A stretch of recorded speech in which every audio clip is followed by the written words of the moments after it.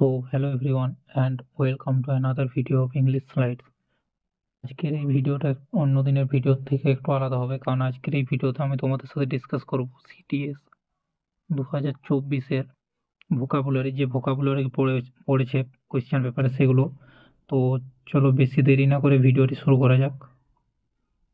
দেখো প্রথম কোয়েশ্চেন কি বলেছে, she accepted the prospect of her medical treatment with equanimity।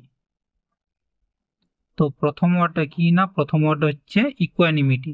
তো ইকুয়ানিমিটি দেখো এখানে অ্যান্টোনিমস করতে বলেছে, তো তিনটে হবে সিনোনিম এবং একটা হবে অ্যান্টোনিম। তো আমাদের অ্যান্টোনিমটা খুঁজে বের করতে হবে। তো আমি তোমাদের প্রথমে ইকুয়ানিমিটির কয়েকটা সিনোনিম বলছি, তারপর দেখো তোমরা নিজেরাই বুঝতে পারো কোনটা অ্যান্টোনিম বটে। প্রথমে হবে দেখো একটা কম্পোজার, কম্পোজার, অ্যাগ্রিড, অ্যাগ্রিড, তারপর হবে প্লেসিডিটি,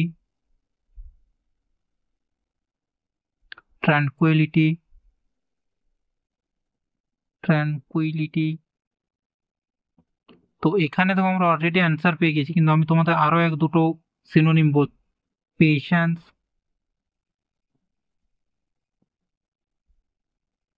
ইটিসি। তো এখানে কি অ্যান্সার হবে, অ্যাজিটেশন। অ্যাজিটেশন মানে কি না, বিরক্তি ভাব, মনের মধ্যে একটা বিরক্তি ভাব থাকাকে অ্যাজিটেশন বলা হয়।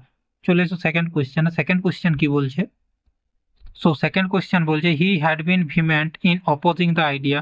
তো এই যে ওয়ার্ডটা আছে এটা কিন্তু ভেহেমেন্ট নয়, এটার উচ্চারণ হচ্ছে ভিমেন্ট, ভিমেন্ট, নট বেহেমেন্ট, ভিমেন্ট। তো এখানে এটার অ্যান্টোনিম বলতে হবে। তো এটার সিনোনিম কি কি হবে, ভিহেমেন্ট মানে হচ্ছে বিরক্তিভাব বা রেগে যাওয়া। তো একটা হবে প্রথমে তো আর্ডেন্ট, অ্যাঙ্গার, ফারভেন্ট, তারপর হবে ইম্প্যাশনেট, ইম্প্যাসিওনেট। এছাড়াও আরো আছে, কিন্তু আমরা যেহেতু অলরেডি অ্যান্সার পেয়ে গেছি, তো এখানে অ্যান্সার হবে সাবডিউট। সাবডিউট মানে হচ্ছে দমন করে রাখা বা দমিয়ে রাখা, অর্থাৎ কাউকে চাপা রাখা।